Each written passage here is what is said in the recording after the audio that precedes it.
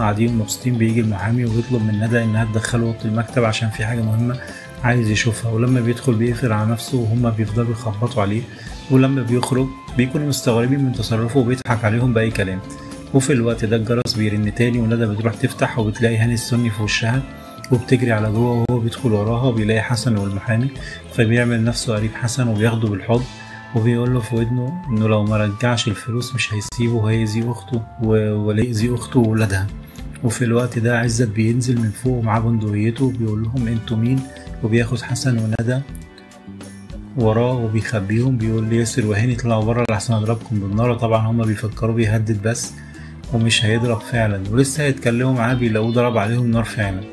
وبيطلعوا من الفيلا يجروا هما الاتنين وبيتعرفوا على بعض بره، وياسر بيدي الكارت بتاعه لهاني السني. وتاني يوم بيفطروا مع بعض عزت وحسن وندى وبيسألوه عن الأوضة المقفولة يا ترى فيها ايه، وبعد الفطار ياخدهم ويفتح لهم الأوضة وبيكتشفوا إنها مليانة كراكيب وفيها كمبيوتر قديم جدا تقريبا ده هو اللي متوصل بالكاميرات، لكن طبعا مش هيقدروا يعملوا حاجة دلوقتي. لكن كده حسن بيتأكد إن عزت هو اللي أخد الفلوس، وبما إن عزت مش بيخرج من البيت يبقى أكيد الفلوس لسه جوه البيت ولازم يلاقوها.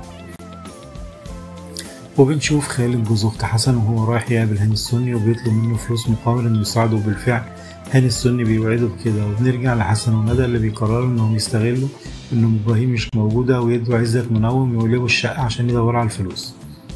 وفي الأول عزت بيكون صعبان على ندى لكن مفيش حل تاني، وبتروح تدي لعزت الدواء وينام، وبيبدأوا هما يدوروا على الفلوس.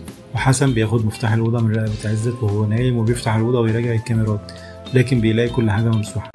بيبدأ الشك في قلبهم، ممكن عزت يكون سليم ومش بينسى ولا حاجة ومخبي منهم الفلوس وعارف إنهم مش هيقدروا يطلبوها منه.